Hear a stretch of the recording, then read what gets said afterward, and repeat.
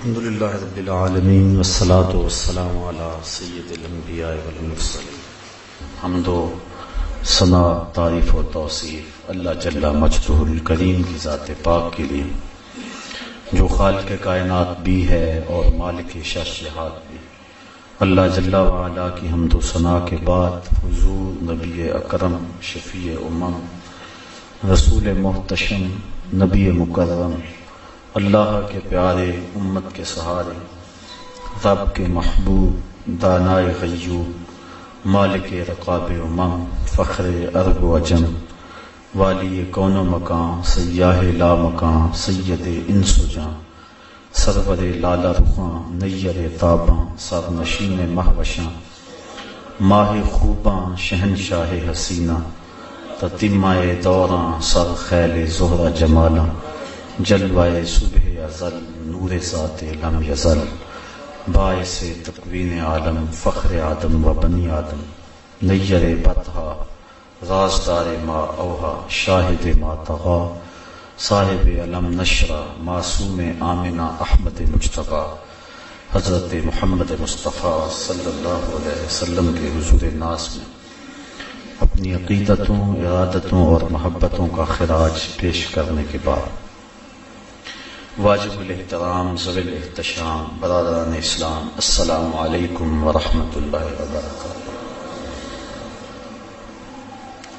سورۃ المطففین پر آج کی اس نشست میں کچھ باتیں آپ کے گوش گزار کی جائیں گی.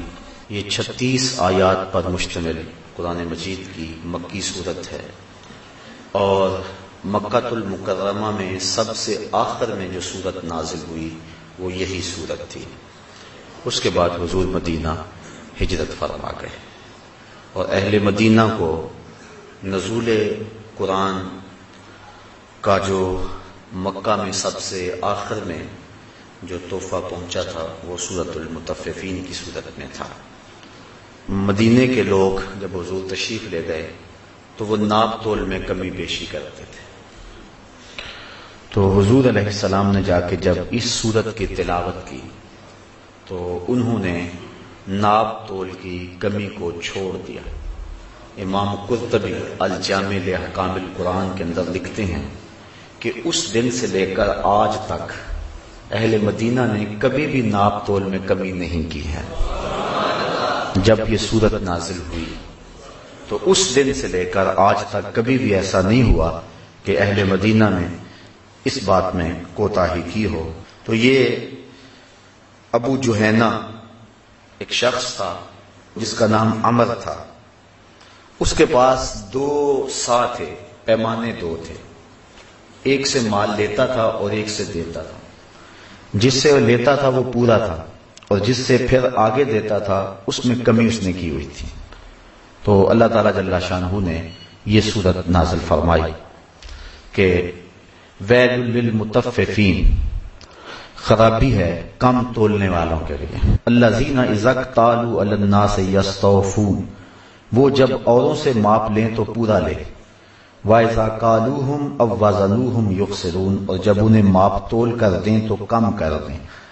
یہ چونکہ یہودی یہاں آباد تھے اور ان میں یہ بہت زیادہ کوتاہی پائی جاتی تھی اور ان کی دیکھا دیکھی جو باقی لوگ تھے وہ بھی اس کو عیب نہیں سمجھتے تھے. جب کوئی گناہ معاشرے کے اندر بہت زیادہ پھیل جاتا ہے تو بعض اوقات ایسا ہوتا ہے کہ معاشرے کے لوگ اس گناہ کو بھی گناہ نہیں سمجھتے، اس برائی کو بھی فن قرار دے دیتے. جس طرح کہ موجودہ تجارت کے اندر کئی ایسی قباحتیں موجود ہیں جس کو لوگ سمجھداری اور دانائی اور فن اور اس کام کا اسلوب قرار دیتے ہیں جبکہ وہ شریعت کے ضابطوں کے بالکل برعکس چیزیں ہیں. تو اس دور کے اندر یہ کمی بیشی ناپ تول کے اندر اس حد تک بڑھ گئی تھی کہ انہوں نے اس کو فن قرار دے دیا ہوا تھا. لیکن جب قرآن مجید کی یہ صورت نازل ہوئی تو اس وقت سے لے کر آج تک اہل مدینہ نے ناپ تول میں کمی بیشی نہیں کی. ویسے صحابہ کی عادت تھی، مزاج تھا صحابہ کا، جب وہ 10 آیتیں تلاوت کرتے تھے تو اگلی 10 آیتیں تب تلاوت کرتے تھے جب پہلی 10 پہ عمل کر لیتے تھے. یہ ان کا مزاج تھا. اور مدینہ شریف میں جو جو قرآن اترتا گیا مزاج میں راسخ ہوتا گیا.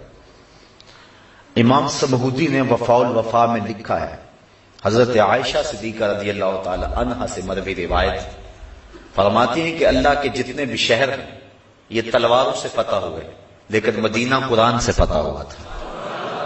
تو ان کی یہ خصلت بد تھی کہ وہ ناپ تول میں کمی کرتے تھے. تو فرمایا ویل للمطففین، کم تولنے والوں کے لیے خرابی ہے.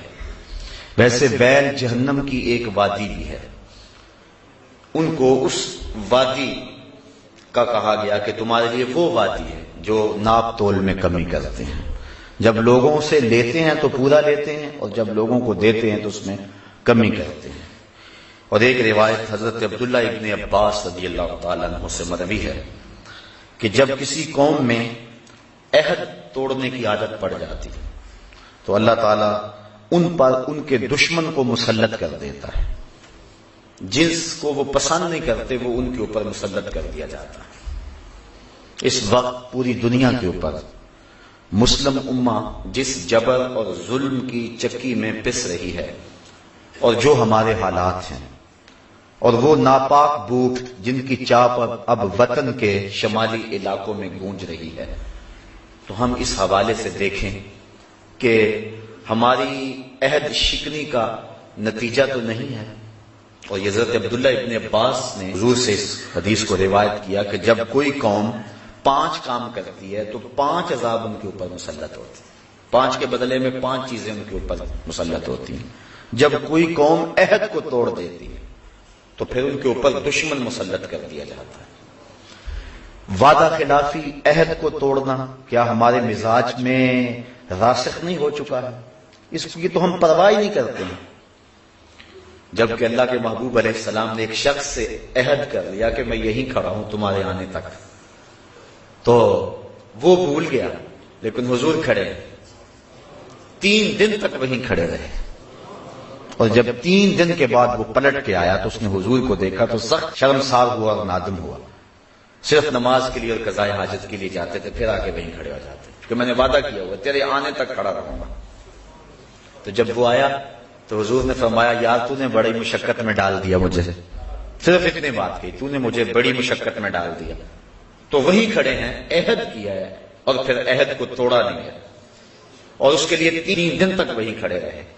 میں اور آپ ذرا اس حدیث کی روشنی میں اپنے وعدے، اپنے عہد اور لوگوں کے ساتھ ہم نے جو وعدے کیے، جس شخص کو بھی پوچھے نا کاروبار جو کرتا ہے جناب کیا حال ہے کاروبار کا، وہ کہتا ہے جو پیسے لے لیتا پھر وہ دینے کا نام ہی نہیں لیتا، وہ تو دعا کرتا ہے کہ ہم ماری جائیں. اور بالخصوص وعدے کے حوالے سے تو کوئی شخص بھی وعدے پہ اس دور کے اندر کوئی شاذ و نادر شخص ہوگا جو وعدے پہ پورا اترنے کا مزاج رکھتا ہے. میں یہ نہیں کہتا کہ ہیں نہیں، لوگ ہیں آج بھی، لیکن بہت تھوڑی تعداد رہ گئی.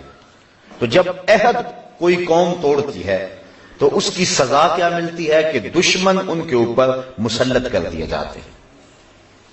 دوسری بات، جب کوئی اللہ کے نازل کردہ احکام کے بغیر کسی اور حکم سے فیصلے کرتے ہیں تو ان کے اوپر فقر مسلط کر دیا جاتا ہے. اللہ تعالیٰ نے جو ہمارے لیے ضابطہ دیا ہے اس سے ہٹ کر اگر ہم کوئی اور راستہ اختیار کریں گے تو فقر و فاقہ مسلط کر دیا جائے گا. دولت کی کثرت کے باوجود بھی فقر اور فاقہ موجود رہے گا. وَمَا ظَهَرَتِ الْفَاحِشَةُ فِيهِمْ إِلَّا ظَهَرَ فِيهِ الطَّاعُونُ. اور جب کسی قوم کے اندر فحش اور بے حیائی پیدا ہو جائے گی تو اس کے اندر طاعون جیسی بیماریاں جنم لیں گی. ایسی بیماریاں جو لا علاج ہوں گی وہ جنم لیتی رہیں گی. اور جب کسی قوم کے اندر ناپ تول میں کمی آ جاتی ہے تو زمین کے جو سبزے ہیں اللہ تعالیٰ ان کو روک لیتا ہے. اور جب کوئی قوم زکوٰۃ دینا چھوڑ دیتی ہے تو اللہ تعالیٰ ان سے بارش کو روک لیتا ہے. بے وقت بارش ہوتی ہے، وقت پہ بارش نہیں ہوتی، جب ضرورت ہے اس وقت نہیں ہوتی، تو یہ عذاب کی ایک صورت ہے. تو جو ان 5 امراض میں مبتلا ہوں گی ان کو یہ 5 سزائیں اس کی لازمی طور پہ دی جائیں گی. تو ناپ تول میں کمی اللہ کی رحمتوں سے بندے کو محروم کرتی ہے. اور مدینہ شریف پہنچتے ہی سب سے پہلا حکم جو سنایا وہ یہ تھا، چونکہ مدینے کی ریاست کا آغاز حضور نے کیا تھا اور دنیا کے اوپر جو ہے یہ پہلی باقاعدہ نظریاتی ریاست تھی، اور جس ریاست کے اندر معاملات کی صحت سے معاشرتی صحت کو برقرار رکھنا تھا، اس لیے اگر دیانت اور صداقت کسی قوم میں پائی جائے تو اس قوم کے اندر بہتری آ جاتی، اور ظلم پایا جائے تو بہتری نہیں آتی. بلکہ ایک عربی کا مقولہ ہے کہ الملک یدوم بالکفر ولا یدوم بالظلم. ملک جو ہیں وہ کفر سے تو قائم رہ سکتے ہیں، ظلم سے قائم نہیں رہ سکتے ہیں. تو آج ہمارے ہاں ظلم پورے عروج پہ ہے. تو اللہ تعالیٰ نے ان لوگوں کی مذمت فرمائی جو ناپ تول میں کمی کرتے ہیں. جب لوگوں کو دیتے ہیں تو اس سے کم دیتے ہیں، اور جب لوگوں سے لیتے ہیں تو پورا لیتے ہیں. الا یظن اولئک انہم مبعوثون، کیا ان کو گمان نہیں کہ انہیں قیامت کے دن اٹھایا جانا ہے؟ لیوم عظیم، ایک عظمت والے دن کے لیے. یعنی یہ عقیدہ اگر ہو تو پھر انسان ناپ تول میں کمی نہیں کر سکتا. جہاں کوئی پولیس کوئی ایجنسی نہیں پہنچ سکتی وہاں یہ عقیدہ پہنچتا ہے. یہ خیال کہ میں آج جو بھی کر رہا ہوں کوئی مجھے دیکھ رہا ہے یا نہیں دیکھ رہا، اللہ تو دیکھ رہا ہے، اور کل قیامت کے دن ہر شے تشت ازبام تو ہو جائیں، اس دن تو ہر شے سامنے آ جائے گی. یوم تبلی السرائر فما لہ من قوۃ ولا ناصر، سورہ طارق کے اندر فرمایا اس دن سارے راز کھول کے سامنے رکھ دیے جائیں گے، پھر کوئی مدد کرنے والا مدد نہیں کر سکے گا، کوئی پردہ پوشی اس دن پھر نہیں ہوگی. اس دن ہر شے کھل کے سامنے آ جائے گی، جس دن چہروں سے نقاب ادھیڑ دیے جائیں گے، اور جب لوگ برہنہ کر دیے جائیں گے اور ہر شے کھل کے سامنے آ جائے گی. اس دن یوم تبلی السرائر، سرائر سر کی جمع راز کی، جس دن سارے راز کھول دیے جائیں گے، تو اس دن تو کوئی پوشیدگی نہیں ہوگی. تو یہ عقیدہ کہ اس دن میں اپنے رب کے روبرو حاضر ہوں گا، ایک دن ہوگا جو 50,000 سال پر مشتمل ہوگا، اس دن ہر شے سامنے آ جائے گی. الا یظن اولئک انہم مبعوثون، کیا وہ یہ نہیں جانتے، انہیں یہ گمان نہیں ہے کہ اپنے رب کے حضور انہوں نے حاضر ہونا ہے. لیوم عظیم، عظمت والے دن کے لیے انہوں نے اپنے رب کے حضور آنا ہے. یوم یقوم الناس لرب العالمین، جس دن لوگ اپنے رب کے حضور حاضر ہوں گے، کھڑے ہوں گے. یوم، جس دن، یقوم الناس، لوگ کھڑے ہوں گے، لرب العالمین، اپنے تمام جہانوں کے رب کے حضور. کتنی دیر کھڑے رہیں گے؟ بعض نے کہا کہ 300 سال کھڑے ہوں گے. جب رب کا سامنا ہوگا 300 سال تک کھڑے رہیں گے. بعض نے کہا کہ 1000 سال تک اپنے رب کے سامنے کھڑے رہیں گے. حضرت سری سختی رضی اللہ تعالیٰ عنہ فرماتے ہیں میں تو اس بات سے ڈرتا ہوں کہ اپنے رب کا سامنا کیسے کروں گا، کیسے اپنے رب کا سامنا کروں گا. تو یہ دن ہوگا جس دن ہر شخص کو اپنے رب کے حضور کھڑا ہونا پڑے گا. یوم یقوم الناس لرب العالمین، اس دن ہر شخص اپنے رب کے حضور کھڑا ہوگا، اور کوئی 1000 سال تک، کوئی 300 سال تک، کوئی 100 سال تک. یہ مختلف روایتیں ہیں، لوگوں کی مختلف حالتیں ہو سکتی ہیں، لیکن جس کے اعمال کا سلسلہ ستھرا ہوا، جو تنہائی میں اپنے رب سے ڈرتا رہا، جس نے خلوت کے اندر اپنے نفس کا محاسبہ کیا، تو قیامت کے دن جو وہ اپنے رب کے ہاں کھڑا ہوگا تو ایسی اسے لگے گا جس طرح فرض نماز پڑھنے کے لیے کھڑا ہو گیا اور سلام بھی پھیر دیا. بس اتنا وقت لگے گا اور 300 سال گزر جائیں گے، 100 سال گزر جائیں گے، 1000 سال گزر جائیں گے، اور اتنا وقت لگے گا جیسے فرض نماز پڑھی ہے. اور جس کے کندھے پر بوجھ ہوا، ندامت کا احساس ہوا، اس کے لیے 100 سال بھی بھاری ہو جائیں گے. اس کے لیے تو ایک لمحہ قیامت ہوگا.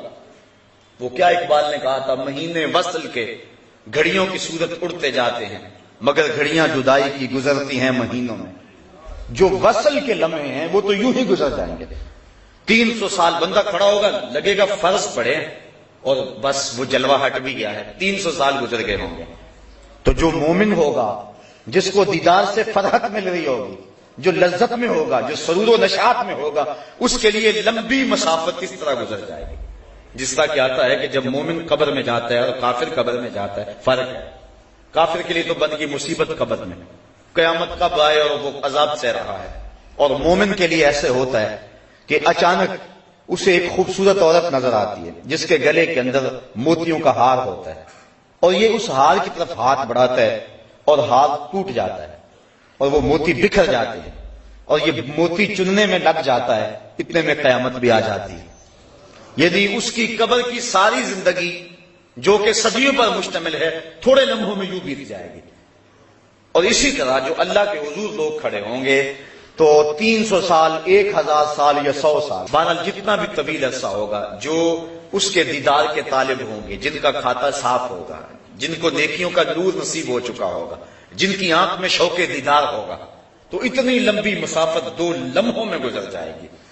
اور جس نے اپنے کندھوں پہ ندامتوں کے بوجھ رکھے ہوئے ہوں گے اور جس نے گناہوں کا وزن اکٹھا کر لیا ہوگا، اس کے لیے تو 1 گھڑی بھی مشکل ہوگی، اور یہ جائے کہ اس کو 300 سال یا 1000 سال اپنے رب کا سامنا کرنا پڑے گا. تو بڑا سخت دن ہوگا اور اس دن لوگ اللہ کے حضور ضرور کھڑے کر دیے جائیں گے. اللہ اکبر. آگے فرمایا کلا ان کتاب الفجار لفی سجین، بے شک کافروں کا لکھا ہوا سجین میں رکھ دیا جائے گا. جو ہم کر رہے ہیں نیکیاں یا بدیاں وہ لکھی جا رہی ہیں. قیامت کے دن بندے کے نامہ اعمال اس کے ہاتھ میں دیے جائیں گے. جس کے اعمال اچھے ہو اس کے دائیں ہاتھ میں نامہ اعمال دیا جائے گا، جن کے اعمال بد ہوئے اس کے بائیں ہاتھ میں نامہ اعمال دیا جائے گا. اور جب انسان اپنا نامہ اعمال کھولے گا تو وہ کیا کہے گا؟ ما لہذا الکتاب لا یغادر صغیرۃ ولا کبیرۃ الا احصاها. ہاں اس کتاب کو کیا ہو گیا؟ اس نے چھوٹی بڑی کوئی بات نہ چھوڑی، سب کچھ لکھ دیا. یہ تو بات میں نے مزاح میں کہی تھی، یہ تو چلتے چلتے میری آنکھ ہی بھٹکی تھی. تو وہ کہے گا کہ اس نے سب کچھ لکھ دیا اور ایک ایک چیز اس کتاب پہ لکھی ہوئی ہوگی. اور اس وقت بڑی سختی اور بڑی پریشانی لاحق ہوگی. تو جو برے لوگ ہوں گے، فاجر ہوں گے، فاسق ہوں گے، کلا ان کتاب الفجار لفی سجین، ان کی کتاب جو ہے وہ فجار کا جو لکھا ہوا ہے ان کے جو نامہ اعمال ہوں گے سجین میں رکھ دیے جائیں گے. اور یہ حضرت مجاہد سے روایت کرتے ہیں کہ یہ 7ویں زمین کے نیچے ایک چٹان ہے. اور ایک اور روایت جس کو حضرت کعب نے روایت کیا ہے وہ یہ ہے کہ یہ 7ویں زمین کے نیچے ایک کالے رنگ کی چٹان ہے جس کے اندر ان لوگوں کے اعمال نامے رکھے جائیں گے. اب محفوظ ہو رہے ہیں، جو بروں کے اعمال نامے وہ بھی محفوظ ہو رہے ہیں، جو اچھوں کے اعمال نامے ہیں وہ بھی محفوظ ہو رہے ہیں. بروں کے اعمال نامے، فجار کے اعمال نامے سجین میں رکھے جا رہے ہیں. اور وہ 7 زمینوں کے نیچے ایک سیاہ رنگ کا پتھر ہے، چٹان ہے، ایک وادی ہے، ایک اس میں رکھے جا رہے ہیں. وما ادراک ما سجین، اور فرمایا تم کیا جانو کہ وہ سجین کیا ہے؟ تمہیں نہیں پتا وہ سجین کیا ہے. تمہارے نامہ اعمال وہاں لکھے جا رہے ہیں، یہاں کر رہے ہو، یہاں فرشتے بھی لکھ رہے ہیں، وہاں بھی لکھے جا رہے ہیں. کتاب مرقوم، وہ رقم کی گئی کتاب ہے، لکھے گئے نام اعمال ہیں. ویل یومئذ للمکذبین، خرابی ہے اس دن ان لوگوں کے لیے جو آخرت کے دن کو جٹلاتے ہیں، جو اس دن کی تکذیب کرتے ہیں. الذین یکذبون بیوم الدین، جو انصاف کے دن کو جٹلاتے ہیں. وہ کہتے ہیں یہ جہاں مٹھا اگلا کس نے مٹھا، کوئی کہتا ہے دیکھ لیں گے، کوئی کہتا ہے بابر بیش کوش کے عالم دوبارہ نیست، یہ دنیا سب کچھ ہے، بس زندگی کے نفع اس دنیا سے ہی حاصل کر لو. اس کی ساری ترجیحات دنیا ہے. ذرا میں اور آپ غور تو کریں، صبح سے لے کر شام تک اور شام سے لے کر صبح تک کس مقصد کے لیے زندگی گزار رہے ہیں؟ یہ کیا سب کچھ دنیا ہی ہے یا کوئی اور جہان بھی موجود ہے؟ اگر کوئی اور جہان بھی موجود ہے تو اس کے لیے ہم آگے کیا بھیج رہے ہیں، کیا کر رہے ہیں؟ ہم یہ نہیں کہتے کہ دنیا کے لیے کاروبار نہ کرو، کمائی نہ کرو، لیکن جہاں جتنا رہنا ہے وہاں اتنا ٹھکانہ بناؤ. 10 دن کے لیے سفر پہ جاتے ہو، بیرون ملک جاتے ہو، وطن میں کہیں چلے جاتے ہو، تو وہاں 10 دن رہنا ہو تو وہاں آپ کوئی کوٹھی تو نہیں خریدتے، وہاں تو ایک ہوٹل کا کمرہ کرائے پہ لیتے ہیں. میاں یہاں ایک کوٹھی خرید لو نا، کہتے نہیں بس میں نے 10 دن تو رہنا.